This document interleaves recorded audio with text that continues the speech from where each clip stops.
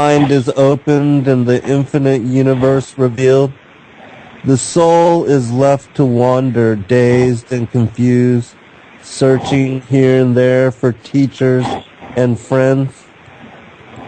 My friends and I come from far Arden with dances and new music. Everywhere followers accrue to our procession, tales of kings, gods, warriors, and lovers, dangled like jewels for your careless pleasure. Welcome, friends. I'm your host, Zen Garcia. This is Momentary Zen. Thank you for taking the time to joining me this evening. I've been a little bit under the weather, and I'm still feeling a little bit puny, but I'm gonna try to just grin and bear it and suffer through and make it through this show, and hopefully by next week I'll be in better shape and I'll be able to perform better. But we have with us tonight as guests the crew from Tribulation-Now.org, and I'm going to be interviewing them and bringing forth information about their work and the things that they do, and to introduce you, the listeners, to a new ministry. And we're getting a lot of feedback. Are you hearing that, Susan? I am. Yeah. Okay. Don't know who it is. Okay. Do we have everybody connected? No, not yet. Okay. Almost done. All right. No problem.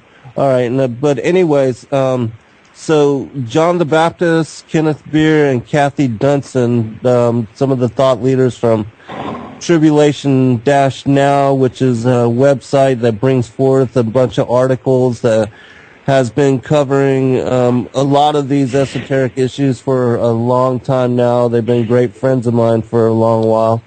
And they are also a radio ministry and have covered a lot of the things that I have also been speaking about for a number of years now. And so we're going to bring them on, patch them in, and then open the discussion and dialogue on a lot of the things that we have been talking about, and we've been confirming witness for each other for a lot of the, really strange realities that people are just now coming to understanding upon. So let's go ahead. I know we have John the Baptist with us on already.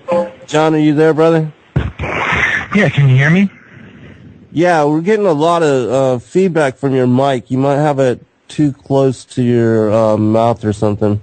There's a lot of like breathing sounds and stuff coming through. Okay. I really don't know how to respond to that, Zen. I use this exact configuration for every show I do. Okay, well, it was not a problem. Maybe just move the mic a little bit away from your mouth. It's not a big deal. You're on a headset? Yep. Okay, yeah, just move it a little bit away from your mouth. That way we don't just pick up the breathing. But let's go ahead and see if we can patch in Kathy and Kenneth, because I want everybody to be on as we go through the opening introductions. Because in the first segment we're going to cover how all of you came to work together and how Tribulation-Now got to be where it is. So hold on just a second. Zen, just so you're aware, Kenneth is having some Skype issues in Pennsylvania. Oh, really? Yes, sir. And Kathy, I really don't know what her status is. She's I don't know what her status is. Let me ask her over a text message here. Kathy, what is your Skype status? All right. And Zen says, Kenneth, laugh out loud, I'm in. Now, I don't know what that means, I'm in. Does that mean that he's connected to the radio show, or? I don't see him. No. Okay, very good. Can you spell that? I'll text him and let him know that you guys do not see him. They do not see you, brother. Susan, what would be a different way for them to call in and connect to the show? That would be at 310-421 4053, or Skype Freedom Screen 2, all lowercase, all one word, and the number 2 at the end. Freedom Screen 2, or 310-421-4053. Did you get that, John? Maybe have them call I'm on typing it in now. Okay. Okay, I'm sending the phone number to Brother Kenneth right now. We'll see if he'll respond to that. All right.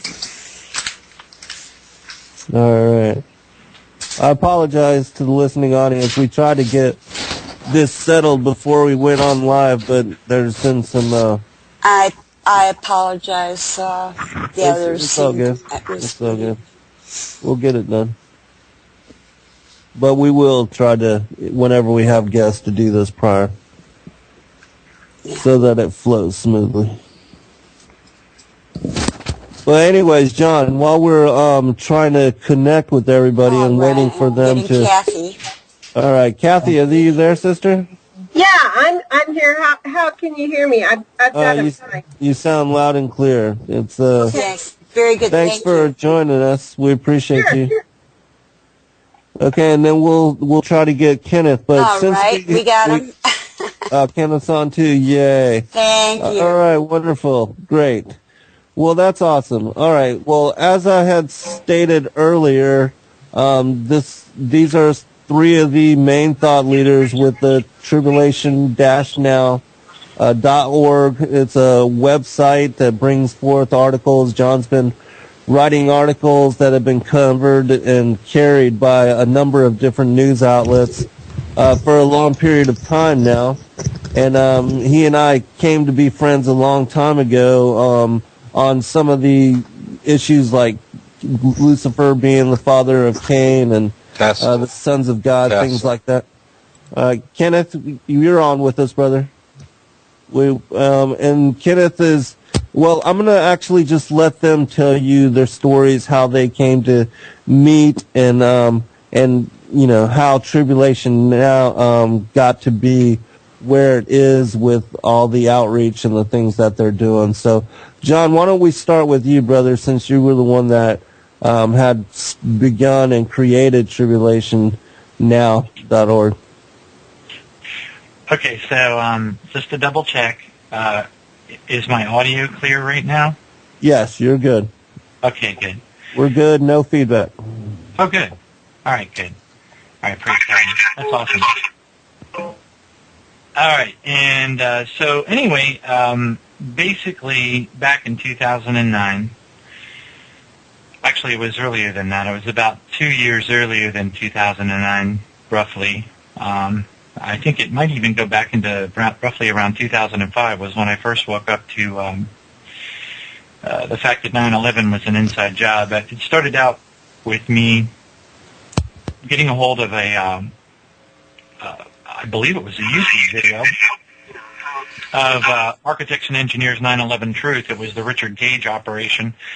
It was one of his first renditions, about an hour-long video, and that was kind of that changed my entire worldview at that point and turned my world pretty much upside down. At that stage, then it was a wake-up call because I had been very familiar with what is coined as conspiratorialist history.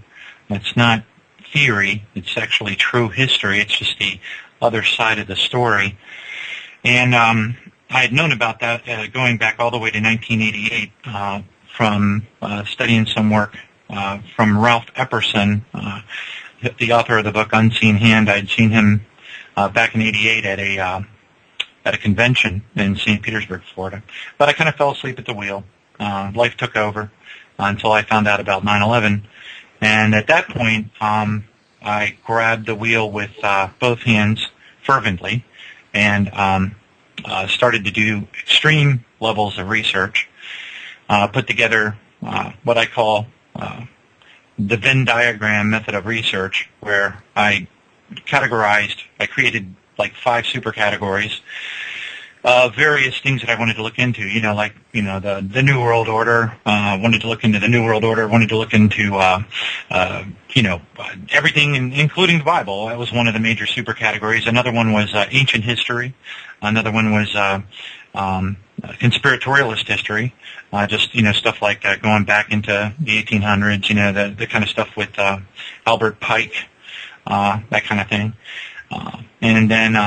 And then very reluctantly, toward the end, as I was building out my data, I used a program called Personal Brain to connect the dots between the various supercategories, trying to figure out, what the common denominator was, because at that point I didn't really realize, back in 2006, 2007, when I was, deep diving into these various supercategories of research, I didn't realize that they were all interconnected. I figured there was a commonality, but I really didn't know what it was. I couldn't understand why somebody like Albert Pike would be motivated to write a letter to Mazzini in 1877 or 71 or whatever to basically discuss the circumstances behind the establishment or the promulgation or orchestration would be the better word, of World War III. It didn't make sense. The guy knew he was going to die. What's the point? What's the point in even talking about starting World War III if you're, living in 1877? It didn't make sense. So, but anyway, long story short, and very, very, very long story short, I decided I was going to start talking publicly to wake people up. That was probably around 2007. So I put together a PowerPoint presentation to communicate to folks, with a large screen projector publicly what's going on. I wanted to wake people up. At that point, again, I hadn't really looked at the UFO phenomenon at all. That was a lagging supercategory. As a matter of fact, I rejected it altogether. I didn't consider it to be material, really, to the whole conspiratorialist history dynamic at the time. And as I built my PowerPoint presentation, I got to the point where I had something to the effect of about 480 slides. And I did a little bit of math to figure out, based on, roughly 15 to 20 seconds per slide, 480 slides. I did the math. I figured, the cost of the halls, how many people I'd have to speak to in any given hall that I might rent. And it looked, as best as I could tell with 480 slides, that I would have to have the audience there for approximately 3 hours a night, 5 nights in a row. And it suddenly became tactically impossible to consider doing it on just that material alone. And I wasn't even done with those supercategories. And then once I added in the ancient civilization stuff, like the ancient Sumerians, Egyptians, I hadn't even touched pre-Adamic Earth. I had no idea there was even a concept of pre-Adamic Earth. I still was living in that fog, assuming that, Earth had to be 6,000 years old because that was the lineage going back to, Adam and Eve. And it never dawned on me, gosh, there's, the Earth's millions of years, carbon dating, 300,000-year-old Neanderthal skeletons. I've never put all that together yet. I was still a fledgling in trying to understand these concepts. And then entered the UFO and the alien phenomenon. I got a hold of some Nostradamus writings in the final books of his work that were kind of a version of Pictionary, which included some alien, UFO, fallen angelic dynamics, and I rejected it immediately. But one thing led to another, and that opened up a whole nother can of worms. And anyway, so at that point, I started to build it out on the internet. I just had a sixth sense. Let's just call it a sanctified sixth sense. Hey, John, can I hold you right here for just a minute? Because we're going to get to our first break in 12 minutes. But I want to give Kathy and Kenneth a chance to come on here and just to kind of introduce themselves to the listening audience before we go to that break.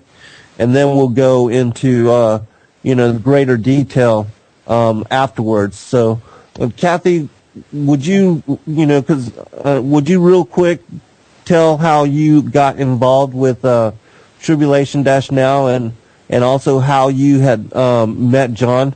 Sure. All right, I appreciate that. And just take about 6 minutes so that we can have a little bit of time to bring Kenneth on before the first break, and then we'll tie it all together in the second part. Okay. Well, I've always been a researcher. I used to be quite the political junkie, but there's nothing in it. After Obama was elected, and I'd done a lot of research into that, when I was doing my political junkie stuff. There's just no satisfaction in that. And the Lord really, called me to get back in deep with Him, study, and I really got involved in prophecy. I was really fascinated and couldn't get enough of different prophecy blogs, and I came across Five Doves. And on Five Doves, I found a letter one day that led me to Tribulation Now, and I started reading Tribulation Now, was really excited about the information I was learning. And I actually got my hours cut back at work, and I found I had extra time on my hands. And I wrote an email to John, hey, would you like somebody to do some research for you? And he responded, actually, yeah, we would kind of like that. That would work out for us or for him, because somebody, who'd been helping him had kind of fallen by the wayside. So that was the beginning. The Lord just kind of led us together. I never expected a response. And so I've just kind of jumped in, and the Lord just kind of, brought us along to, different things. And originally it was doing work with him to research for some of his articles, and then the radio show came along and the Facebook page, and it's just kind of grown from there. So that's about it as far as my getting introduced to John and the Tribulation Now group. All right. Well, hey, I appreciate that.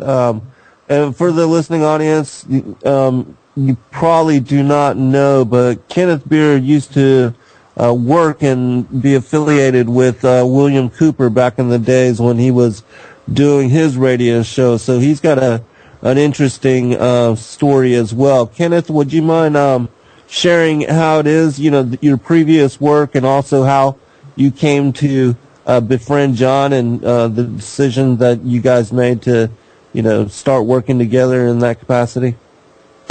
Hey, Zen, just a quick sound check. Can you hear me okay? Yeah, you sound really good, brother. Really loud and clear.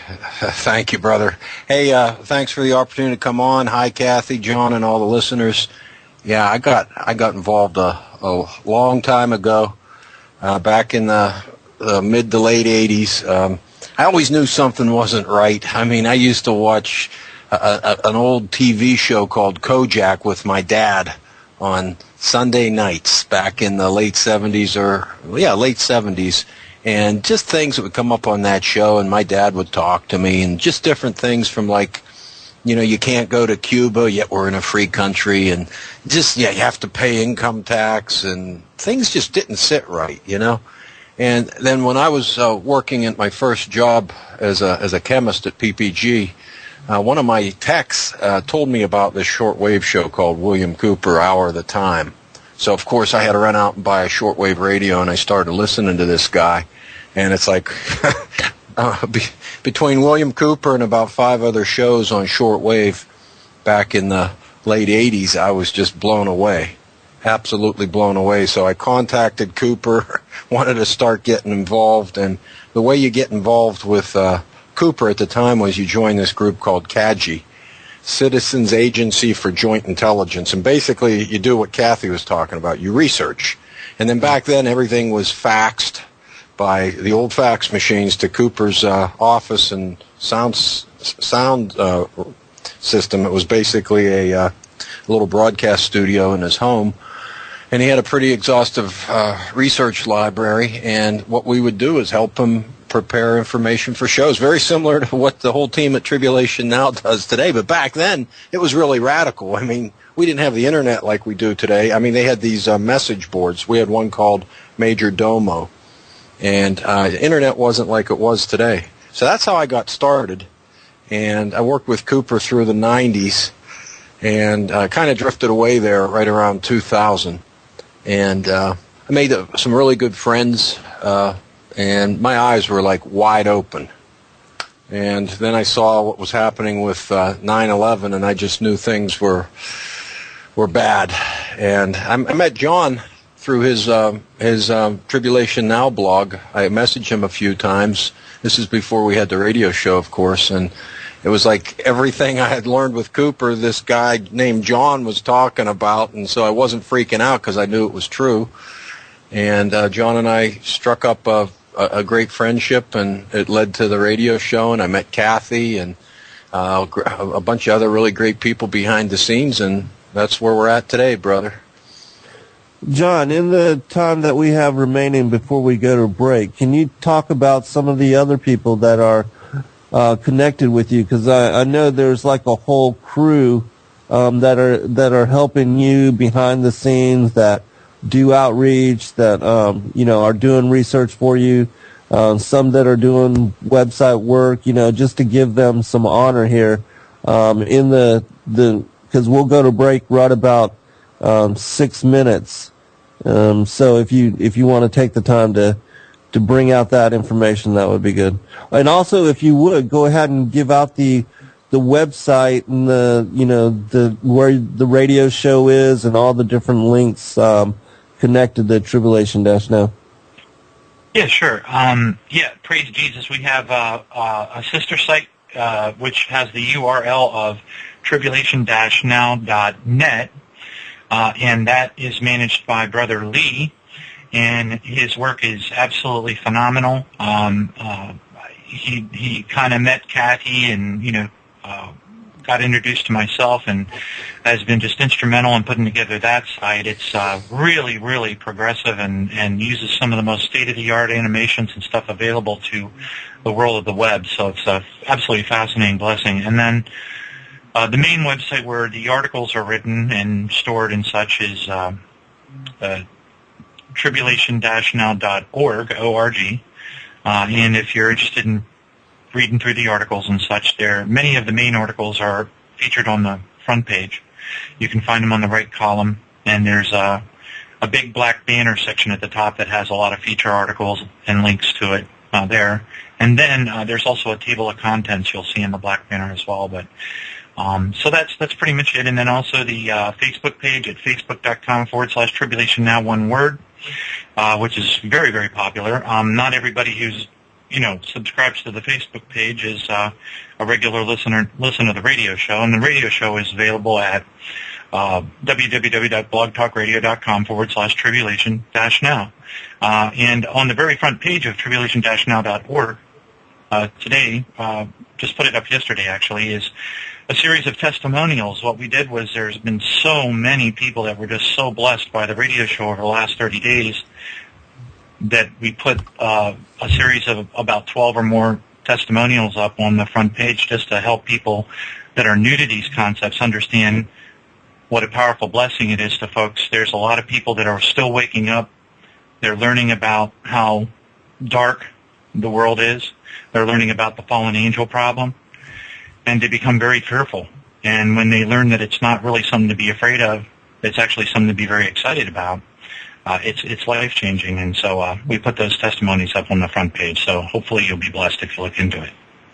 That's awesome. I think that's a really good thing to do. I should probably do the same because it gives encouragement to new listeners and the people that are just now coming to a lot of the discernment that we have shared as a group for quite a long time now. People, when they start getting pieces of the puzzle, it's really exciting for them. And then also when they find others that know about these things and that they can start sharing dialogue and at a very high level, and to speak about all the different things, not just biblical prophecy, but the conspiracies, the fallen angels, the giants, the ancient history, pre-Adamic humanity, all these different things, the bloodlines of Cain, the lineages, all these different things.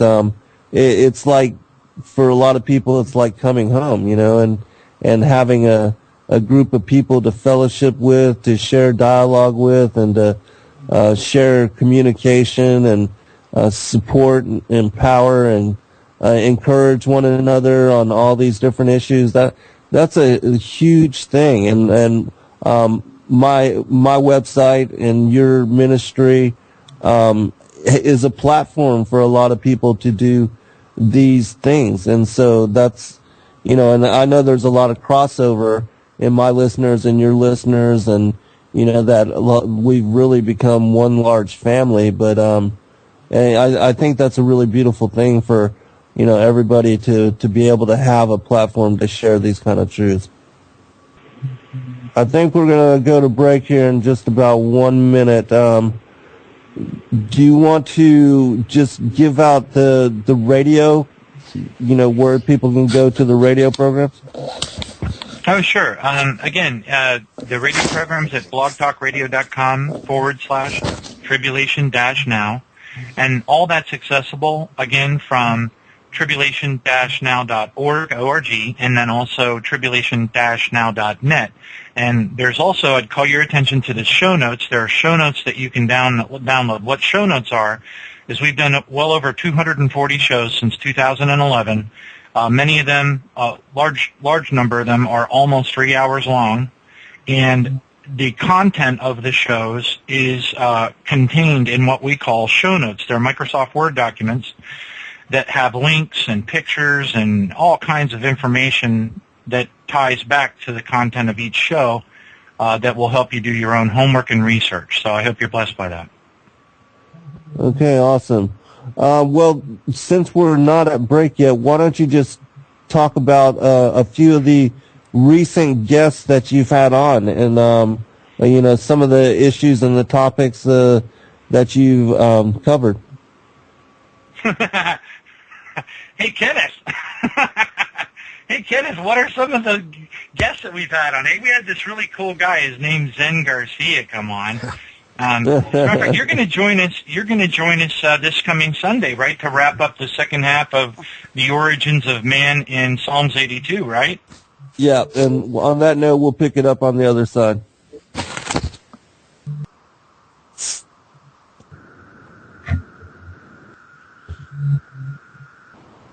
Thank you for freedomslips.com. If you plan to call in and speak with one of our hosts, please turn down your radio. Welcome back, everybody.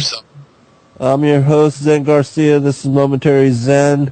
And this is Revolution Radio. We're the largest listener-supported, commercial-free network on the web and on the planet. And so if you can, take a moment to go to our main website, freedomslips.com, and share what you can to help Nighthawk to expand and to bring this whole platform of truth with all our many different hosts from 24/7 to satellite, so that we can reach millions of people worldwide and help share all the different topics and things that we've been covering. Is there bleed over, Susan? Okay. I thought I heard the commercial. I'll run it again, but anyways, so I've got some exciting news. Okay, great, thank you. I've got some exciting news, and then we'll go back to the guests. My latest book, Skyfall, is now available and has been released to the public. I personally will be receiving copies in about 3 weeks' time.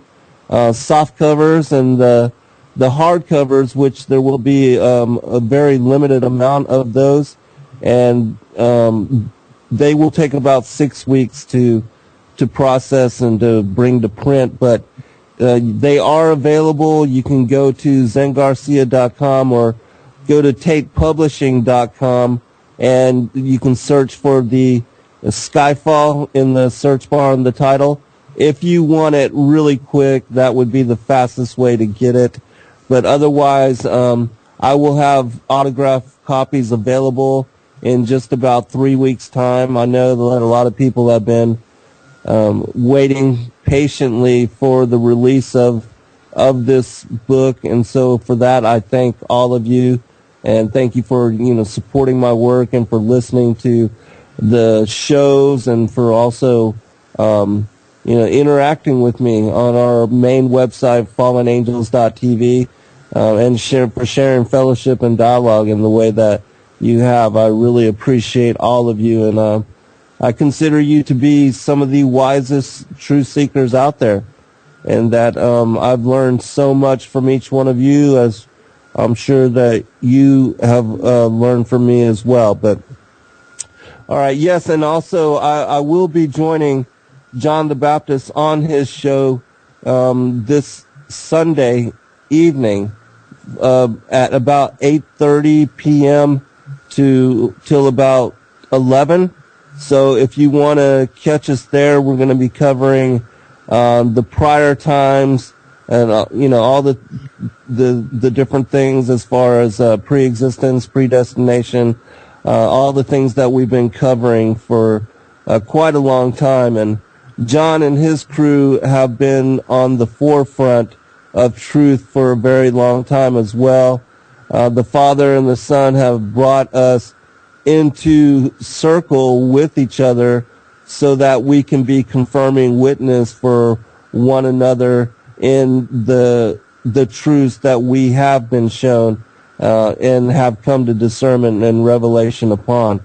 And I know that he, like myself, has brought a lot of new people to these understandings and has helped them to grasp the matrix and to understand it in a way that once comprehended, your lives can never be the same. That you can no longer claim ignorance, and that you can no longer be lied to in a way where you get left out in the dark. Once you know truth, it can never be again stripped away from you, and that's the beauty of it. It's both a blessing and a curse, as some would say. But John, why don't you, now that we're back and we've got a fresh segment, talk about some of the other guests, because you guys have had a lot of really big-time guests to come onto your show, and that you've covered a number of very critical issues. One of the things that we've been covering for a number of years, and yourself as well, is the strong delusion, and how so many are being set up to accept the fallen angels, the Anunnaki, as the creators of humanity. And that, once this whole Darwinian evolutionary thing kind of falls to the wayside and people realize that, we didn't evolve of apes and there's not a missing link that is going to connect the ancestors of humanity and the apes, the natural tendency now is to blame the interdiction on the fallen angels, and that they were the ones that jump-started humanity, and they were the ones that had created us and given us the freedom and the capacity to be who we are now. And I know we cover a lot of this on the shows that I do on your program, but let's go ahead and speak about that and some of the other larger issues as well. And then we'll go to Kathy and Kenneth afterwards. Sure.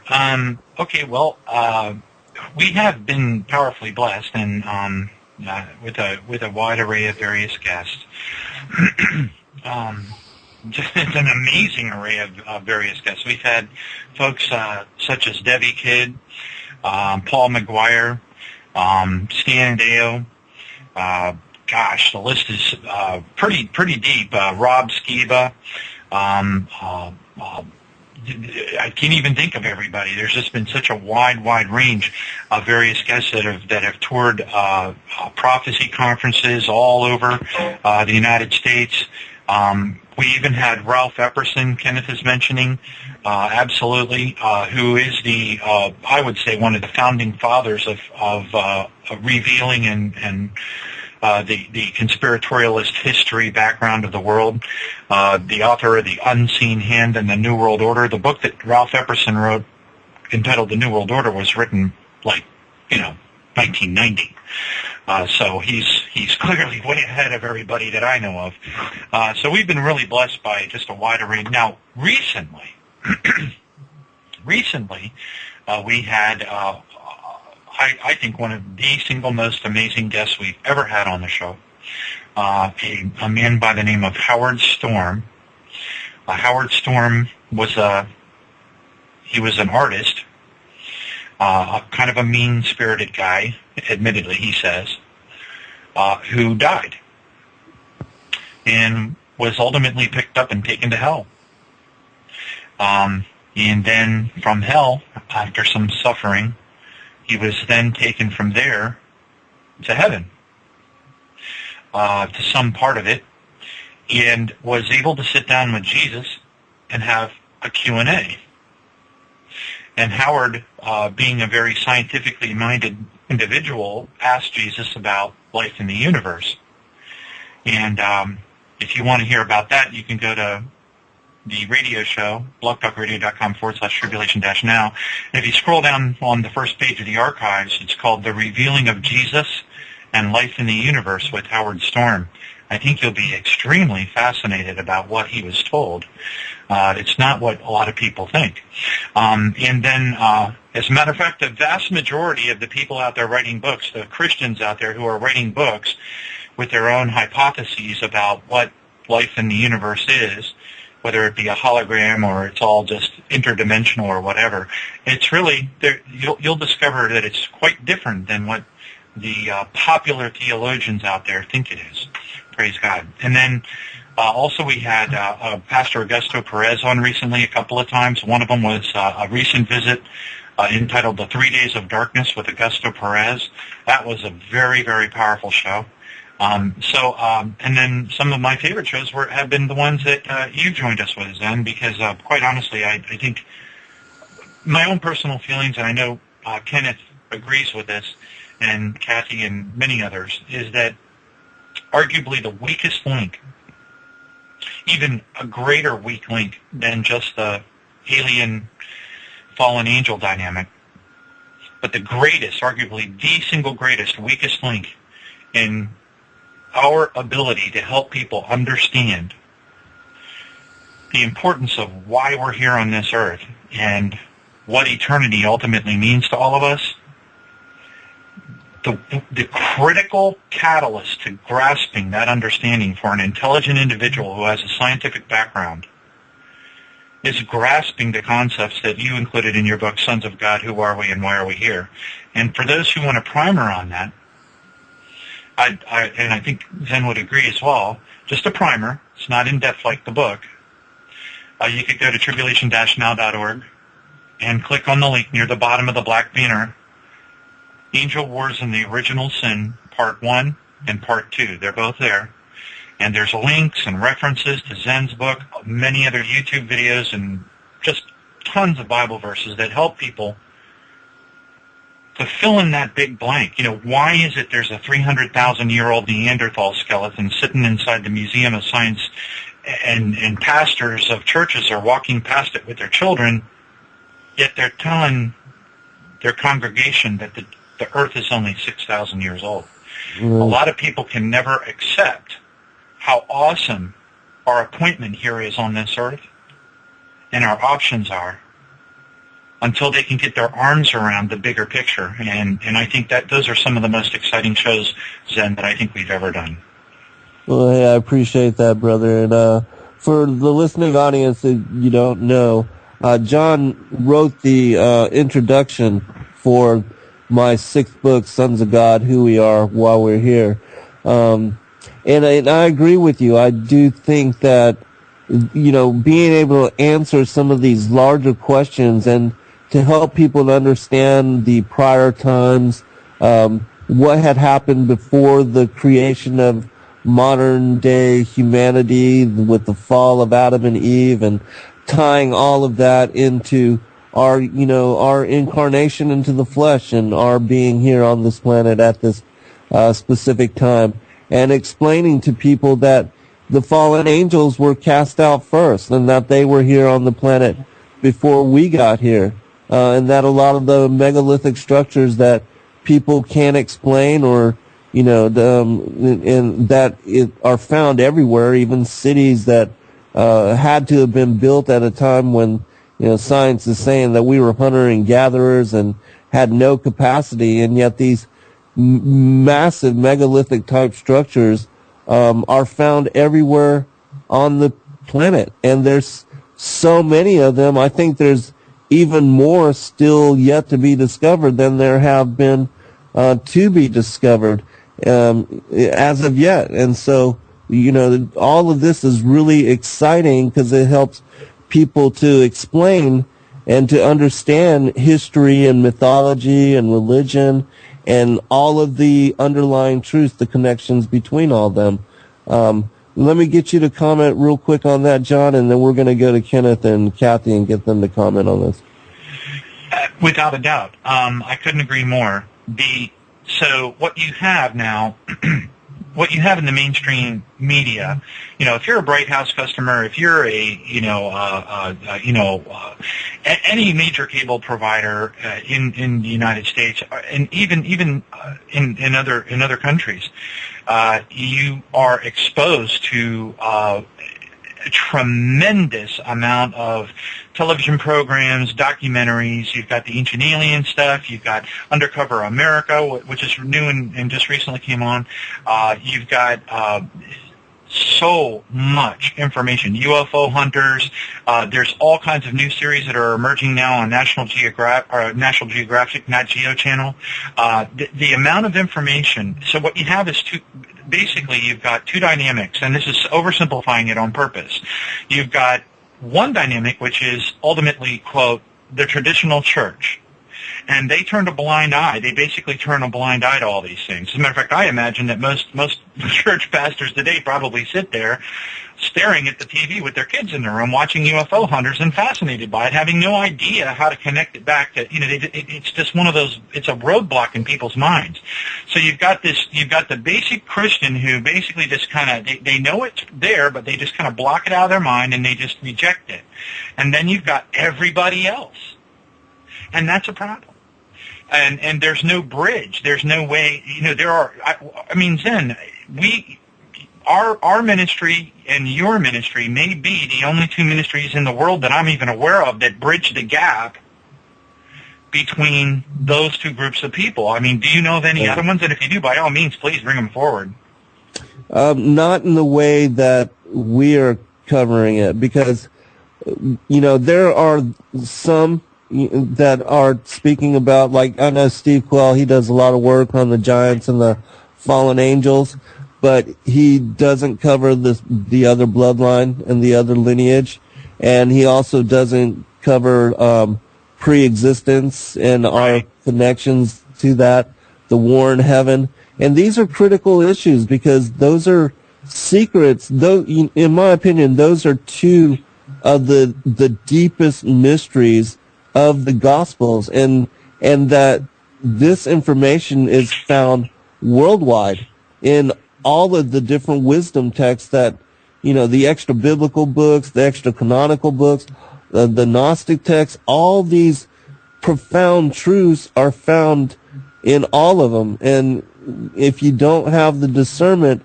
you can't even, understand what is being written in the Old and the New Testament. And so, yeah, we're helping people to understand all of the texts together. Right. As a matter of fact, if I may just throw this out there, because I think it's a critical component to this dynamic.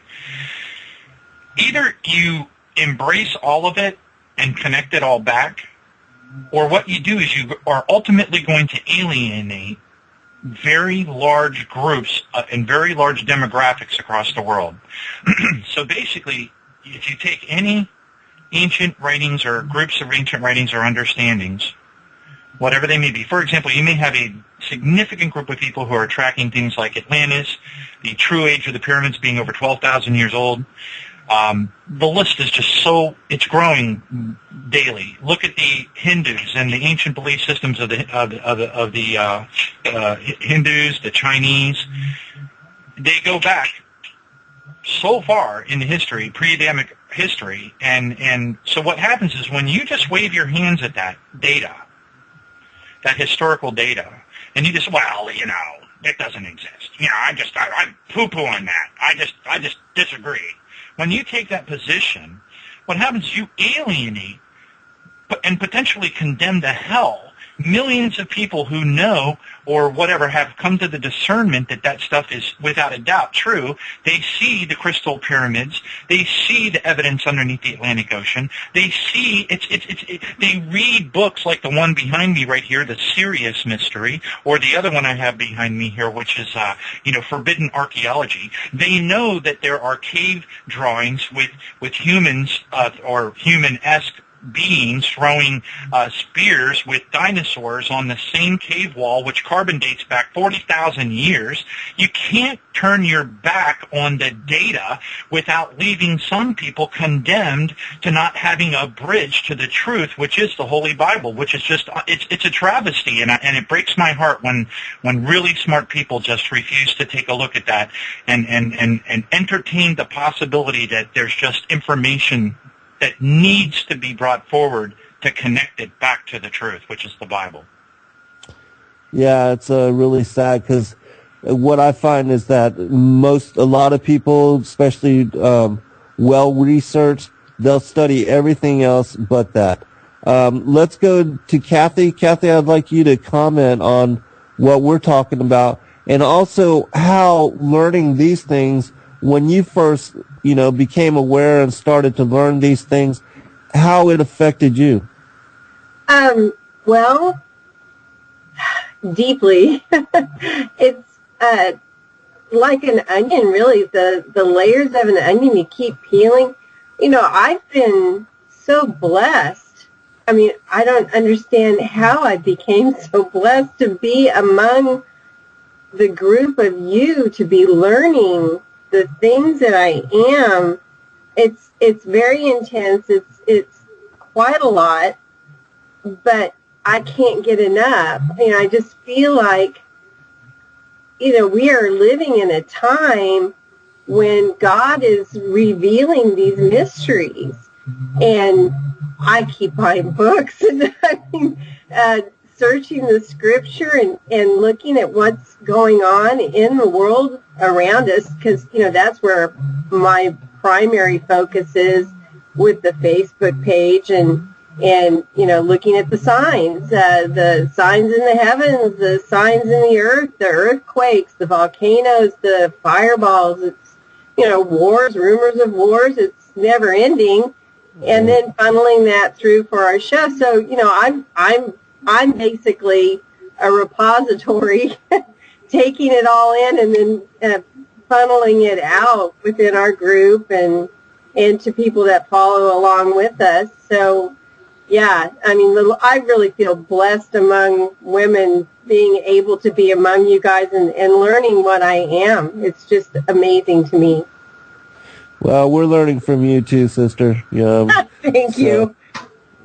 Kenneth, we've got about 5 minutes till the next break. But also you, brother, can you tell us about, coming to these revelations and how it affected your life? Because it's been a wonderful journey for all of us together, and coming to be blessed with all this discernment. It sure has, brother. And you mentioned something before. You spoke about evolution, and these things aren't new. But what I'm so excited about that I see you doing with Fallen Angels TV and the show you're doing here, and what we do with Tribulation Now, is we take these things, which actually are very old, and some of them go all the way back to the story in Genesis 3. In the conversation between Eve and the serpent, the Nakash, as we talk about when we get into it in detail. And let's just take the live evolution for a moment and go back to the 18th century or a little bit earlier. This was started after Adam Weishaupt founded the Illuminati, which is real, and you can read about it in any edition of the Encyclopedia Britannica before the 13th edition, when it was taken over by the establishment. And what you'll learn very quickly is that people were writing about this, and there were conspiracy theory writers all the way back then, people like John Robeson and Augustin Burrell. They wrote books like Proofs of the Conspiracy and Memoirs Illustrating the History of Jacobism, and they were trying to expose these lies, but really what it bottoms out or boils down to is this lie that started through the Royal Society with regard to evolution, and it was by Erasmus Darwin, a member of these secret societies, who was the grandfather of none other than Charles Darwin. And what they were trying to do was inculcate Western thought with their theory, their doctrine of on becoming. The same lie that the Nakash, Lucifer, the fallen cherub Lucifer, told Eve in the garden, that you can become God. And that whole doctrine that was fomented through the Royal Society and is basically evolution today is on becoming God. Now that's not the way we do it. And what we do on our show and what you do with your ministry and your work is we tie all of these very deep conspiratorial things back to the scriptures, and it's so exciting because they can support all of it. Like John mentioned a little earlier, how do you explain this meteor crater out in the southwest that's like 60,000 years old? So it's exciting. We'll pick it up on the other side.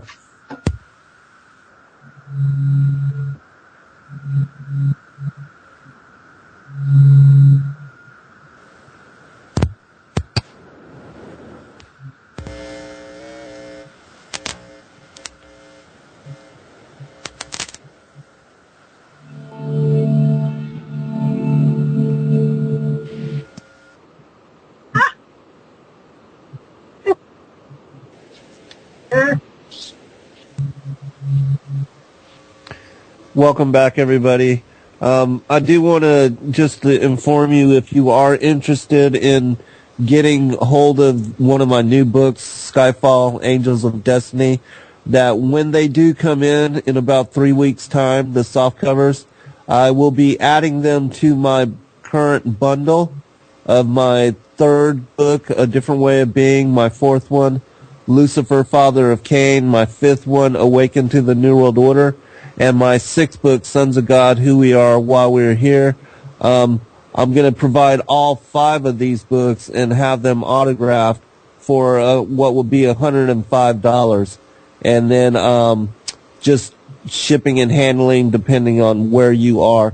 And so if you are interested in any of these books or just that one or a few copies of either or, just contact me through my website, zengarcia.com, or you can just contact me over Facebook at Zen Garcia, and just let me know what you're interested in, and I'll work out the details with you. And I can, during this time of Christmas season, sharing gifts with family and friends, loved ones, that I can certainly autograph them, personalize them for you in whichever way you would choose to do so.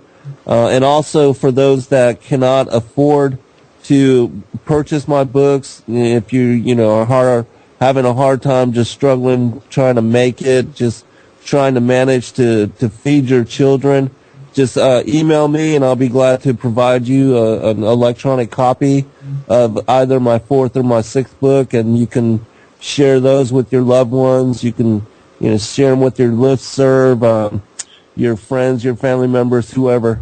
I just want you to have the information so that you can understand the gospel in a way that you might otherwise never have had chance to do so.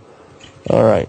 In this segment, I want to, Kenneth was talking about the Nakash before we went in to that next break, and I think this would be a good place to pick up this part of the show and to bring forth some information. We're getting some really bad feedback. Do you hear that? It sounds like a fan, like somebody's computer. It's better now. Okay. Yeah, I don't know what it was, but it was really bad. Okay, but anyways, so I want to talk about this because there's two other things that is very interesting and very unique as far as the work that John and I do, and in the work that we present on our radio shows. First, we can cover all of the conspiratorial, the New World Order, all the 9/11, the government-sponsored terror, the inside jobs, the Illuminati and the secret societies, all these fraternities, the links with the blood royal elites to the line of Cain, to the synagogue of Satan and those that say they are Jews but are not. All these things we can tie together with the presence of the fallen angels, their giant children, the megalithic structures found worldwide, and also with what is presented in the truth of the Word. The wheat and the tares, the goat and the sheep, those that follow the left-hand path from those that follow the right, the wise from the foolish virgins. What happened in Genesis 3, the enmity between the seed of the woman and the seed of the serpent, going all the way back. The incursion of the sons of God and the interdiction, the mating with the daughters of Cain, and the creation of a race of giants. All these things we can tie together with the Scripture and present in a way that people can look into the history of the world, the mythologies, the religions found worldwide, the way that there's all these ancient peoples that have worshipped the feathered serpent, the Nakash, as we've termed it, or as the Bible terms it, the Genesis 3, the serpent that beguiled Eve and impregnated her with Cain and created the first hybrid being, that being Cain, and his whole bloodline, and how this bloodline is connected to the New World Order elites, the globalists, the transnationalists, and the royals, those that claim the divine right to rule. And all these things are important to understand the truth of what is going on in the world today. And so that's why I think it's important that we do the things that we are doing, because so many still worship the serpent in disguised forms. Kukulkan, Viracocha, the Chitauri, you got the dragons, all the Chinese dragons and the mythologies of these dragons. It's all the same phenomena, the same being, these interdimensional reptilian shape-shifting angels, the seraphim angels. And people do not understand that what the Bible is speaking about in the gospel and the deeper aspects of the Word is the reality of what we're dealing with as a people and as a planet. And it describes the presence of evil. It gives the origins of evil to these particular beings and their children, and how everything got so corrupted that at every turn of the way, the Father and the Son have had to wage war against them, including the destruction of Atlantis and the flood of Noah's day, the eradication of the people in the land of Canaan by Joshua and the people of Israel. And so all these things, unless you understand what is being discussed in the context of the Word, and that basically it's a war between the Father and the Son and the fallen angels, going back to what was the rebellion and the insurrection in the heavens, the war in the heavens that led to the enmity between the seed of the woman and the seed of the serpent today. All those things are critical issues to understand the full underlying truth that of all things.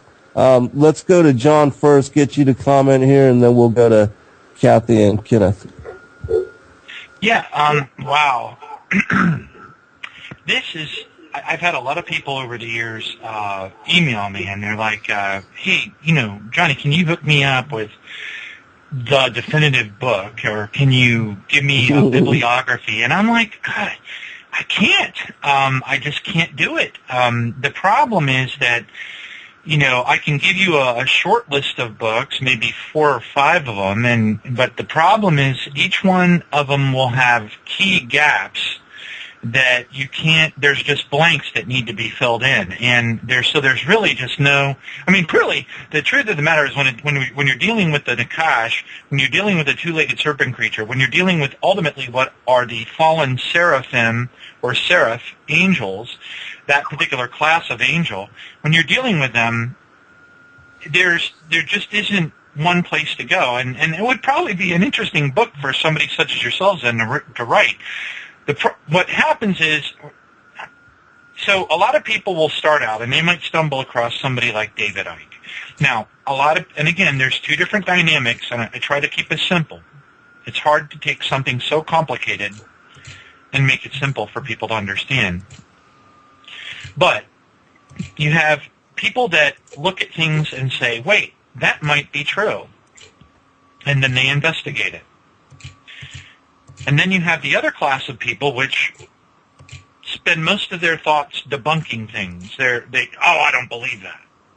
So you have those 2 different categories of people.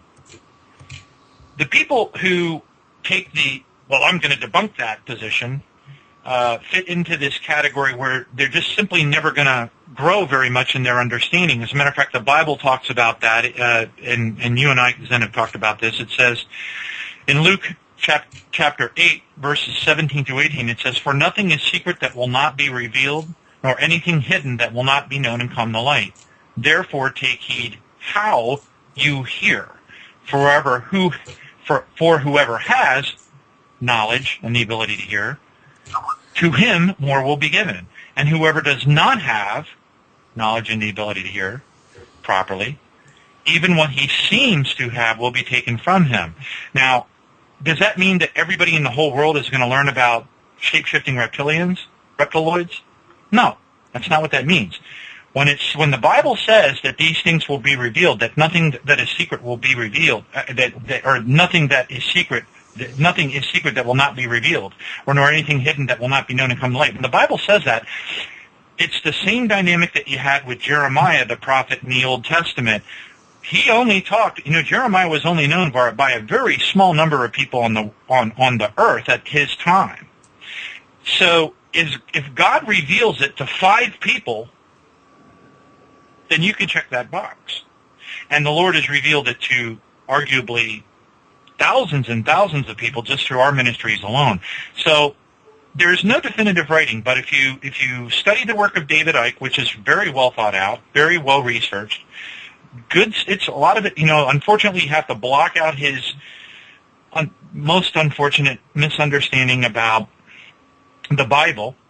One of the dynamics that you'll discover when you're reading this data is that the best and most coherent and accurately well thought out and researched data comes from people who do not believe in God or Jesus, Yeshua, the King of Kings.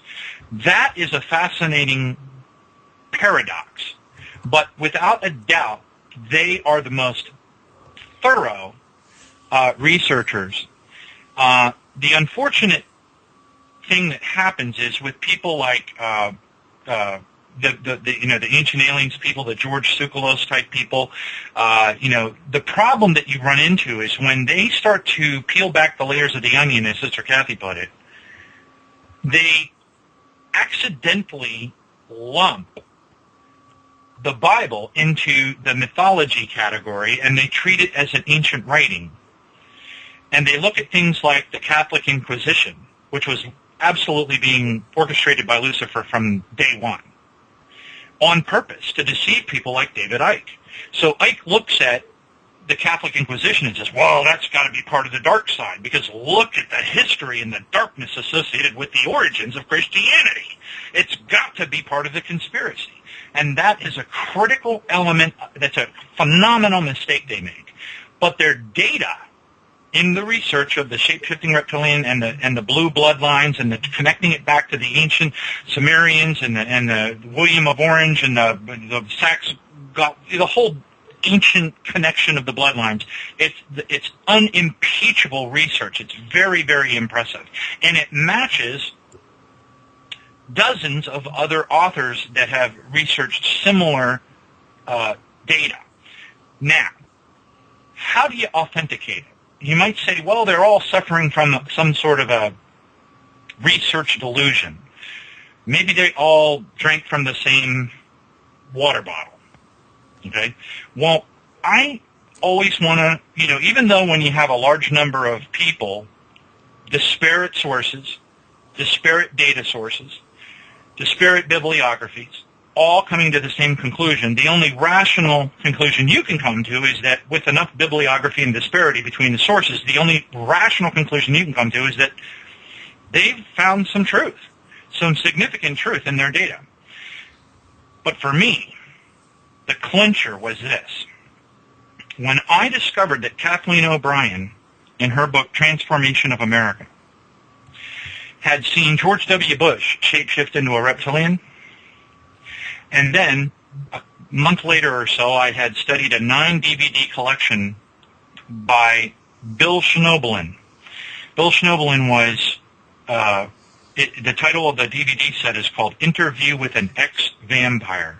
And Schnoebelen was involved in every occult practice that exists on the earth. He was involved in the higher levels of the Masonic order, above the 33rd degree level, black magic, occult, Illuminati, you name it. He was obsessed with it before he became Christian, before the Lord got a hold of him. And when I studied Schnoebelen, I was absolutely astonished to discover that Schnoebelen was aware that there were two-legged serpent creatures walking around in the basement of the Mormon tabernacle. So now I've got Christian sources that are connected, that have unimpeachable credentials and decades of experience in these things. Then I have a lady, Kathleen O'Brien, who really doesn't appear to be even a Christian, in any sense of the word that I was able to detect from her book, and her writings completely divorced from any religion whatsoever. She's just giving out her information in the testimony in the book. Say the same thing. So I've been able to take demographics that are completely unconnected, people who are not even authors on these subjects, and they're all saying basically the same thing, that they have in one form or another seen this dynamic occur. Then don't even get me going on Credo Mutwa, which you know very well about his writing. Right. So that's a whole nother unbelievable source of information. So the point then, when you go back and then you find a guy like Michael Heiser. Now, see, everybody draws a line in the sand, especially people who have credentials from major theological universities, or their work or their job. Their job depends on their credentials. Their ministry supplies the food which they use to feed their children and their family, to pay their rent, to pay their mortgage. When they're in that situation, the Bible warns us to not become unequally yoked with Baal. And that's a metaphor for getting yourself in a situation where you're afraid to say things you think might be true, because it will damage your reputation amongst your fellow colleagues. It might damage your credibility in your theological, credentials. It might cut, your constituency might divorce you and no longer, Zen, you know better than anybody what it's like to have your constituency turn on you when you cover a controversial subject. And Tribulation Now is no stranger to that dynamic either. Right. I've had people on the phone that are very popular people today out there with well-known global ministries, and I've talked to them, and as soon as it touches upon the UFO, alien, fallen angel dynamic, they go cold on you. They're like, get back. They're holding their finger in the shape of a cross. Get away, demon. Right. And, so there's no easy answer except when you get into the Bible and you find it all throughout the Bible. But you have to be careful. As you had done excellently on several shows, flying fiery serpents. And ask Kenneth. Kenneth did a special on the sons of Belial. That's one of the things he uncovered in the Bible, which ties that whole two-legged shape-shifting dynamic, that serpent creature reptiloid dynamic, all throughout the Old Testament. Yeah, let's go ahead and go to Kenneth. But before we do so, I just want to throw this out there. Remember those figurines, those 7,000-year-old Ubaid figurines that were uncovered that had the shape of these reptilian beings? Some were nursing, children. They were all those tall. There were many of them too, and a bunch of them were found, and these things date back to 5,500 BC, and they show the same thing that we're talking about here. Kenneth, you comment on this? Yeah, Zen. Let's just talk a little bit about the sons of Belial, like John mentioned, and it's really cool. You go all the way back. Just so you know, we're going to be going to break in about 3 minutes, but we'll pick it up on the other side too. But okay, so you know. Let's paint the picture here. We've got these two seeds, and God said that after the fall in Genesis, he talked about the enmity that he would put between the seed of the woman and the seed of the serpent. It's over in Genesis 3:15. You have two bloodlines there. You have the line of Cain, which became the sons of Belial, and you can see it through Nimrod. You can see it through the entire Old Testament with all the giants and all these crazy battles between these two bloodlines. And the other one's the line of Seth, the seed of the woman. It led to Abraham, Isaac, Jacob, King David. We had Noah in there before that. Of course, Jesus, then the 12 apostles. Now today, the remnant church. And all through this book, you can see them talking about warnings, like the seed of the serpent in Genesis 3:15. In Genesis 6, where they're talking about the giants, they're called men of renown. In Proverbs 6:12, 11 and 12, they're warning about people. They're called naughty persons, and that translates Belial. And it's a wicked man who walks with a froward or lying mouth. He winks with his eyes, he speaks with his feet, and he teaches with his fingers. That's exactly what the secret societies do today. And then over in Jude, he said, beware, because certain men have crept in unawares, right, perverting the truth of the gospel. So it's there. And then you've got writers, like we talked about the Illuminati. And Zen, just cut me off when you got to go to break, okay? But we've got the Illuminati. A few more minutes. Okay, we've got the Illuminati, and that was 1776, May 1st. That's May Day in the Communist Party. And that's the day that the former Jesuit, Adam Weishaupt, founded the Illuminati. And then it was exposed, like I mentioned, by John Robeson and Augustin Belial. And then you go to the 1800s, and Ellen White talked about these things with not a lot of allusion to it, but still talking about it in the Cosmic Conflict. Then a little later, you got Nesta Webster, and she wrote a series called The Jewish Peril that was actually going into the protocols of the learned elders. She wrote a book called World Revolution, Plot Against Civilization, Secret Societies and Subversive Movements. Move the clock ahead. We've got Myron Fagan in the 1970s, The Illuminati Exposed. Gary Allen, None Dare Call It a Conspiracy. And all through this, these people, moving all the way up to now, what we're doing here through internet and all these advanced media, we're trying to talk about this cosmic battle between the two bloodlines. And that's what's so exciting. Yeah, it's an incredible thing for us, to be given these platforms now and to have, we'll pick it up on the other side. Be right back.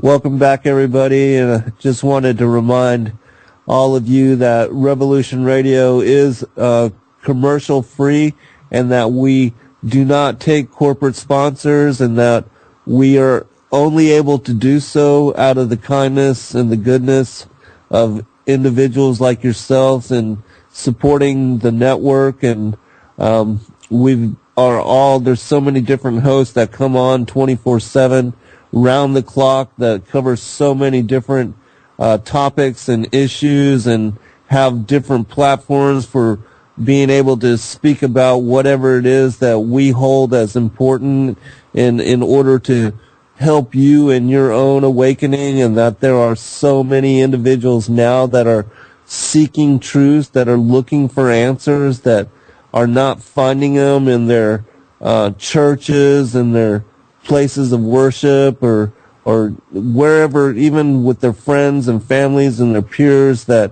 there's not many people that are currently being fed anything as far as meat, and that are being given answers and given guidance and given direction in a way that they can really come to understand what's really going on in this world.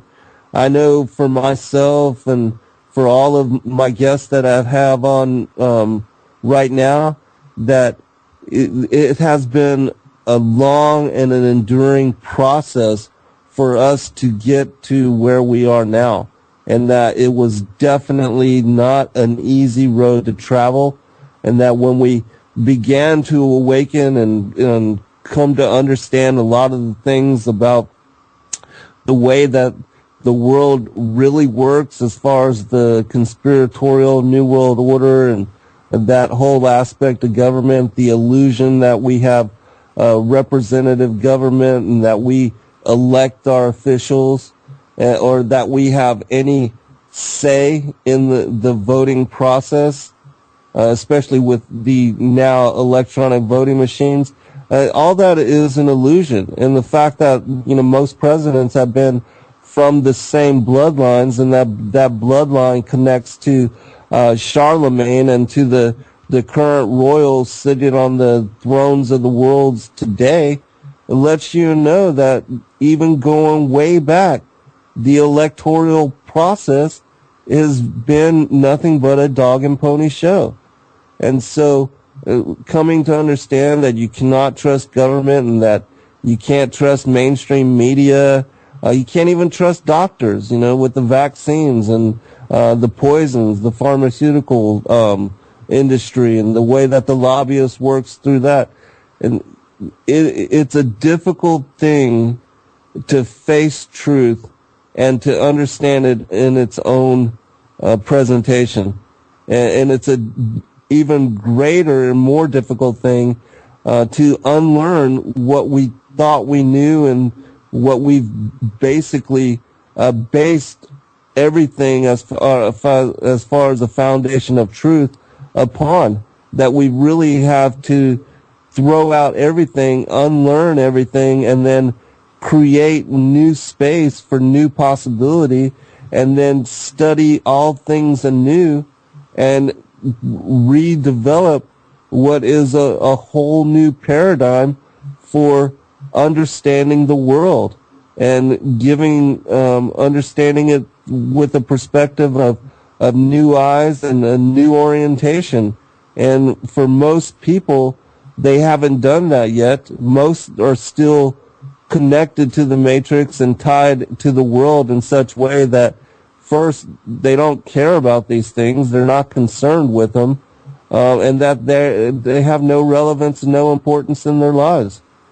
And so you that have come to understand truth the way that we are sharing it, that are beginning to piece together the different things that we're covering, you are a blessed few.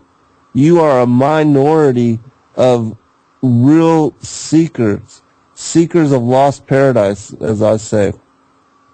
And that not many really understand it in a way that they can put the puzzles of truth together and see the complete picture. And so I applaud all of you, and I thank you for your support and for being good friends of mine. But that being said, Kenneth, I want to give you a chance to finish up on your thought and your work on the sons of Belial, because what is interesting is that the Bible, again, lets us know about this other bloodline and teaches who really rules the world. And then when you put that together with the Emerald Tablets of Thoth, which is another very ancient document, it also speaks about the sons of Belial and the Brotherhood of Darkness. And it talks about these secret societies and working in trying to bring forth evil, and how even back then they were responsible for opening doorways and portals which allowed powers into this plane of existence that we still do not yet understand. Yeah, Zen, when God established the covenant with Abram over in Genesis 15, he talked about all of these different peoples that he was going to give the descendants of Abraham, the land of Canaan. There were the Kenites and the Kenizzites and the Cadmonites and the Hittites and the Perizzites and the Rephaim. Now, these are all different forms of giants, like, cousins to Goliath. There were the Amorites, of course, the Canaanites, the Girgashites, the Jebusites. These were all the people that the descendants of Abraham literally slaughtered in the Old Testament. And people say, well, how can I follow a book that advocates slaughter? Well, they don't understand that this was a war, the cosmic war that Ellen White talked about. These were the fallen angels that have the men of renown. These were a corrupted bloodline, and it was really serious. And it was something that I thought Paul, I guess, got to share this with you. He put it so well over in Ephesians chapter 2. There are 2 verses there. This blood, we always hear blood, blood, blood when you talk about the gospel. But he says, Jesus, is our peace, who hath made both one, and hath broken down the middle wall of partition. That's between our corrupted DNAs, and having abolished in his flesh the enmity, even the law of commandments contained in the ordinances, has made he made himself of twain one, a new man, and in doing so making peace. So it's this cosmic conflict that Ellen White was talking about in her book, that all these conspiratorial writers, later now, we've got Zachariah Sitchin, Kurt Von Daniken, William Cooper, Jordan Maxwell, and these people were all telling parts of the story. But what is so exciting is that you go back to these ancient scriptures, and they have all the pieces of the puzzle, and they all fit together. So that's kind of what you see with the sons of Belial. And then the seed of the woman goes through Seth, through the Abrahamic covenant, up to Jesus and the apostles, and what's called today the remnant. And those are people that get it. And it's so exciting when you finally understand and your eyes are opened. Yeah, because when you look at the gospel in its fullness, even with the Nag Hammadi codices, the extra biblical books, the Apocrypha, the Pseudepigrapha, you see this interwoven all the way throughout. Just a real quick commentary from Kathy. Kathy, can you tell us about what it's like for you to, do you have friends and family members that you can even talk about these things to? Or, is this not even something that you can really even bring up with them? Because I know in my family they thought I was crazy for such a long time, and in the beginning, when you're learning what is truth, you have to share it. So I went through that period of, this is the email, I'll send this, they'll get it, and I'll read something, I don't know, where something at 5 Doves or something you guys wrote. And I'll think, oh, this has to go to everyone. And I'll select all my contacts. I'd even go to strange people from old jobs or that. And I would think to myself, who could I leave off? I can't leave somebody off. How could I not let them know about the rapture or something? And, so I went through that period, and you'd get no responses or, something really awful. And so that tapers off over a period of time. But I've gone through periods. My son has said some things to me, and it's difficult. But you just keep the loving Christ attitude to your family at all times. But it's hard. It's really hard. But I have John and I have Ken and all of the people on the Facebook page. People that I can share what I learn, and we bring it all together, and it God connects the dots through us, and with us we bring it together. So Yeah, no, there's frustration with that, definitely. But Ken will share things with me, and I'm going to drop this in the chat room. There was something he shared with me once. I felt like there were periods I went through different levels of mourning as my innocence of, or ignorance, better said, dropped away and more truth was revealed. But one thing that he showed me was Slavery and the Eight Veils by Don Harkins. And it was that whole thing about, why can't people see the truth? And it really, if you haven't read it before, it's one of those things that you see you go through certain levels where it's that onion, the layers being peeled off. And God tells me a lot of times it's layers. There's lots of layers. It's dimensions, layers. There's all kinds of things in God's universe. But that's definitely something that woke my eyes up. Yeah, well said. And I think we've all gone through that. When we first waking up, we want everybody to know all these things like immediately, and want to just shake them till they, are willing to listen. But people aren't ready. A lot of times they're not ready. But the one thing is that we're planting seeds, and at some point later, sometime they might remember something that you shared or that you sent to them, and then they'll be able to put it together better than others who never had any of these kind of things sent to them. We're in the final segment of the show. John, I want to get you to once again give out all of the website information where people can go to support you in your work, and also to, if they were to have questions, and also if they have things of interest that they would like to share, how they can contact you and all that, your Facebook and all that. Okay, sure. Well, look, the Facebook community is really powerful and wonderful, and and has the most diverse group of folks on it, and that's at facebook.com/Tribulation Now. That's one word. If you want a direct communication, if you have, I have people that write me because their children are being abducted by aliens, and before you laugh, that's a really serious problem. When the Greys, this is real stuff. These are actual beings. I reject the hypothesis that exist out there that these are purely interdimensional entities or demons. They're not. In my opinion, they're not. A person is getting drugged, kicking and screaming and scratching the hardwood floor of their house into these craft, and it's tangible, it's real, it's empirical. They have, implants in their bodies. It's mind control. It's awful. And again, if you have these kinds of problems, what's really fascinating is spiritual warfare tactics that are used in the advanced Christian church.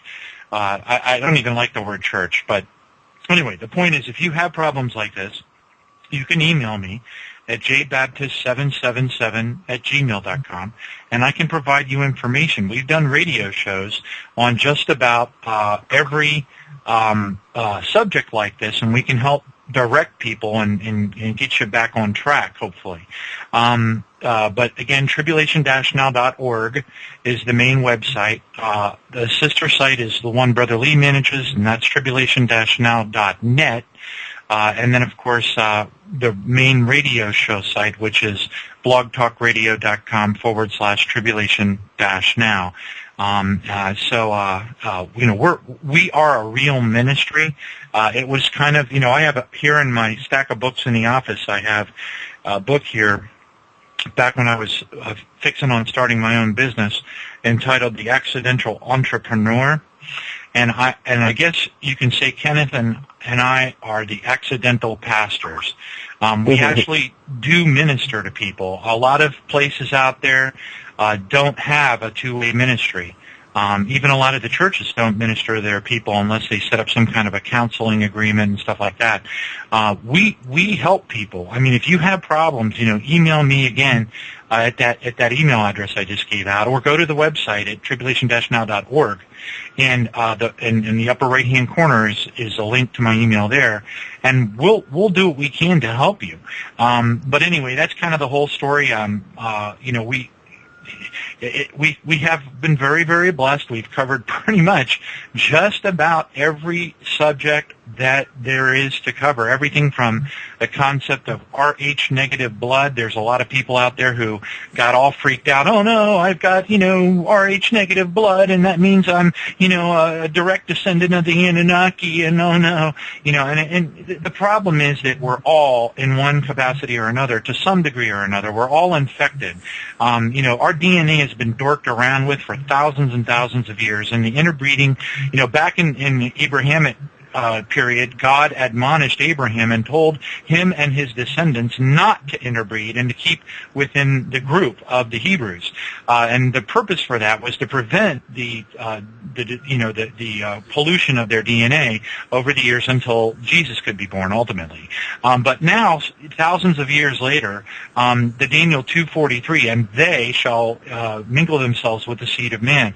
That whole dynamic is out of control. Never mind the millions of people that have been abducted by these creatures, these beings, these loathsome abominations, stinking, foul, loathsome, from the bowels of Sheol, these creatures that are dorking with mankind and doing horrible things to us.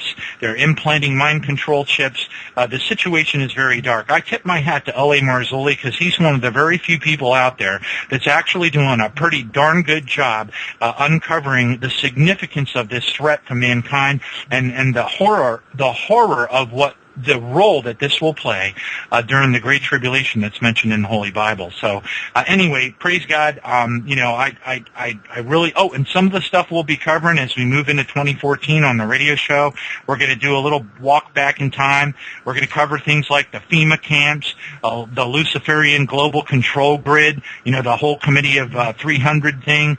We're going to tackle some of the information about the deep underground military bases, the origins and the history of the Illuminati. We're going to cover a lot of fundamental stuff because there's a lot of people, there's a lot of sheep, as the Bible would put it, that are waking up, and we want to herd them into the pasture of understanding and help everybody get on the same page so we can ultimately get off this alien demon-infested rock. Praise God. Hey, John, real quick question for you, and then I'm going to get each of you to do a 2-minute final commentary. When are you going to put your book together, brother, all your articles into one place so that your listeners can, have it in hardback form? Well, I haven't had a chance to sit down and talk with you for a while, and I really need to set some time aside and get up there, drive up there and hang out with you a little bit. But it's already underway. So I've started writing it. Of course, with the day job and the ministry work, it's, very hard to find the time to really, because you know how it is. Once you get into the writing zone and the words start flowing, there's this productivity zone that happens, and you kind of have to block the whole world out and, turn the phone off, and when you get into that zone, you're very productive, but then it's hard to get back into that zone when you've got work and emails and ministry and radio shows. And so, unfortunately, it's not going as fast as I'd like it to, but I will be moving the priority of the book up on significantly more now that we're moving into 2014. Okay, great. Kathy, let me get you to just real quick commentary, final commentary for the listeners. Yeah, well, I really want to invite people to join our Facebook page. My co-administrator, B, and I work on that, keeping relevant information, what's happening in the world, with an eye to, what's signs of the times. We are cutting edge on that. We've built resources over a long period of time.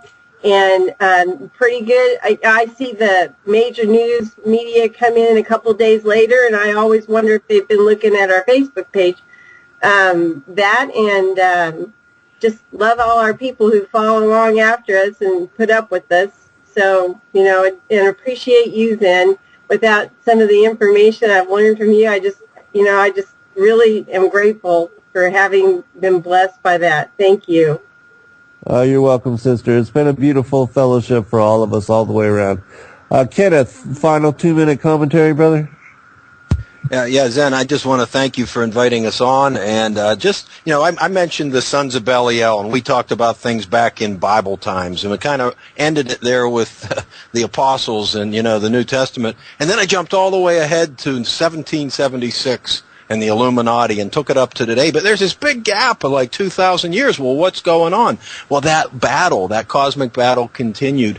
And we had the Church of Alexandria with corruptions to the sacred text, and the men of renown who slipped in unaware, certain men that Jude warned about. And then you had the Church of Antioch that tried to keep the faith once delivered unto the saints. And it was picked up by the Valdenese, the Cathars, and these various people that slipped away and didn't fall under the influence of Rome, who in 496, after Constantine established it as the state religion, turned it into the foundation for Mystery Babylon, which had happened when the exile of the Jews went to Babylon and the Talmud was established. So this was a continuation of this great battle.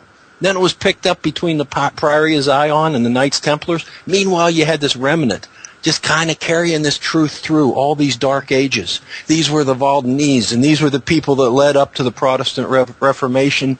And some of the things that happened is these documents, these sacred scriptures were carried through 2 millennia. And then it's all there, and that's the type of stuff we cover on the show, and the stuff that John and I were talking about for new shows. And it's exciting because we can continue to go back to these scriptures and see the truth. And when your eyes are open, they can never be shut again. So Zen, I just want to thank you and tell you how much I love you, brother. And I'm so excited with what you're doing and what we're going to be able to do in the future together. Absolutely, brother. I love you too, man. John, let's wrap it up with you. And also, Hijacker, I just want you to know, brother, that we run out of time. I'm going to call you after the show. And also, for the listeners, I will definitely take calls. It's just that this show moves so quick, we really didn't have enough time. John, final commentary, brother. Well, the only thing I can think of to throw out there, folks, is that, when you look at all the things that are going on right now out there, and a lot of people are not aware of them, and it's unbelievable. We try to touch upon those things, and